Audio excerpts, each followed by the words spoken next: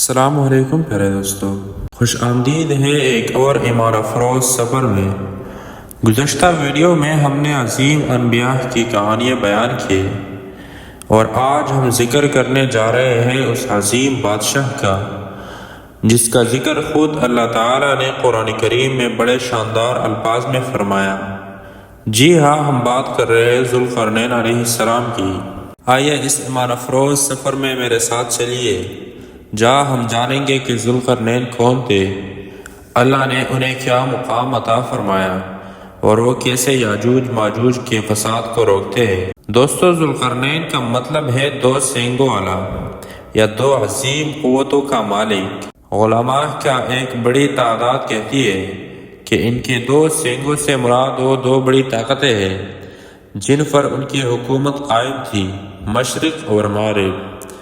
امت مسلمہ کا اجماعی موقف ہے کہ ذوالقرنین کوئی عام حکمران نہیں تھا بلکہ ایک نیک مومن اور اللہ کا پسندیدہ بندہ تھا جنہیں اللہ تعالیٰ نے زمین میں اختیار اور اقتدار عطا فرمایا۔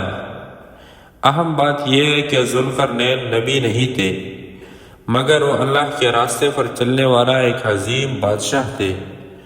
ذوالقرنین علیہ السلام کے تین بڑے تاریخی سفر۔ قرآن میں تین بڑے مہمات کا ذکر کیا گیا ہے، آئیے انہیں تفصیل سے دیکھتے ہیں۔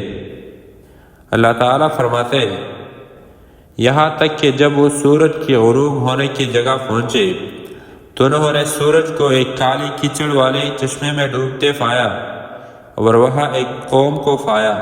سورۃ کہف آیت نمبر 86 میں اللہ فرماتا ہے، ذوالقرنین مغرب کے انتہائی سرحدوں تک پہنچے جہاں سورج کی روشنی پانی میں ڈوبتی محسوس ہوتی تھی۔ وہاں ایک وحشی قوم بستی تھی۔ اللہ نے انہیں اختیار دیا کہ چاہو تو ان پر سختی کرو یا نرمی۔ ذوالقرنین نے انصاف کا راستہ اپنایا، جو ظلم کرتے تھے ان کو سزا دی اور جو ایمان لاتے اور نیک عمل کرتے ان کے ساتھ بھلائی کی۔ یہی ایک سچے حاکم کا کردار ہوتا ہے۔ مشرق کی طرف سفر۔ پھر وہ ایک راستے کے پیچھے چل پڑے جہاں تک کہ وہ سورج کو ایک ایسی قوم پر چمکتے پایا جن کے لیے سورج سے بچنے کا کوئی ذریعہ نہیں تھا۔ سورۃ کہف میں اللہ تعالیٰ فرماتا ہے، یہاں ذوالقرنین ایک انتہائی سادہ اور غیر مہذب قوم تک پہنچے جن کے پاس کوئی گھر یا کپڑے کا نظام نہیں تھا، نہ ان پر کوئی چھت تھی نہ دیواریں تھی ان کی۔ ذوالقرنین نے ان کے فطری ماحول میں مداخلت نہیں کی، نہ زبردستی ان پر اپنی تہذیب توفی، بلکہ فطرت کے قانون کے مطابق ان پر عدل کیا۔ یاجوج ماجوج کی دیوار۔ سب سے حیران کن واقعہ ذوالقرنین کا یاجوج ماجوج کے خلاف اقدام ہے۔ اللہ تعالیٰ فرماتا ہے، پھر وہ ایک ایسے راستے کے پیچھے چڑھ پڑے جہاں تک کہ دو پہاڑوں کے درمیان پہنچے، جہاں ایک قوم کو پایا جو بمشکل کوئی بات سمجھ سکتی تھی۔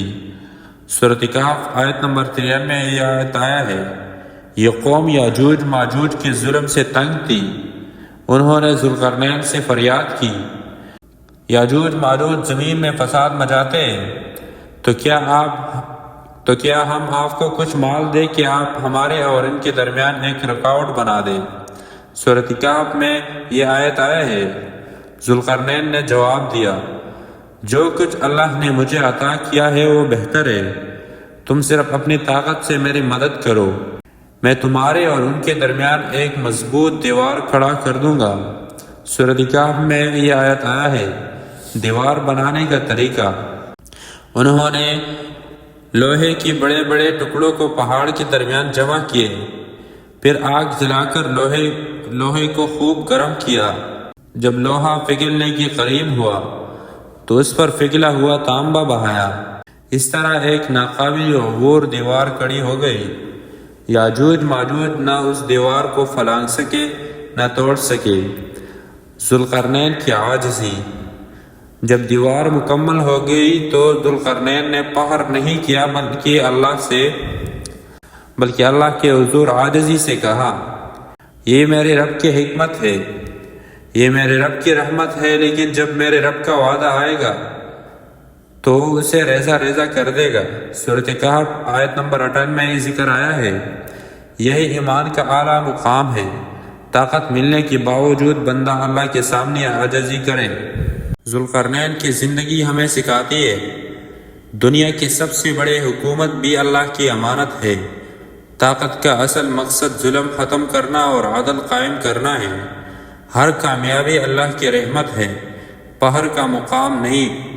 تمام مفسرین اور علماء اس پر اتفاق کرتے ہیں کہ ذوالقرنین مومن بادشاہوں میں سے ایک تھے، اللہ کی راہ پر چلنے والے تھے، عدل و انصاف کے علمبردار تھے، اور ان کی کردار قیامت تک کے حاکموں کے لیے بہترین نمونہ ہے۔ پیارے دوستو، ذوالقرنین علیہ السلام کی کہانی صرف ایک قصہ نہیں بلکہ ایک سبق ہے، ایک پیغام ہے۔ اگر اللہ تعالی ہمیں طاقت دے تو اسے حق کے لیے استعمال کریں گے اور ہمیشہ اللہ کی رضا کو مقدم رکھیں گے۔ اگر آپ نے اس ایمان افروز داستان سے کچھ سیکھا ہو تو ویڈیو کو لائک، شیئر اور چینل کو سبسکرائب ضرور کیجیے۔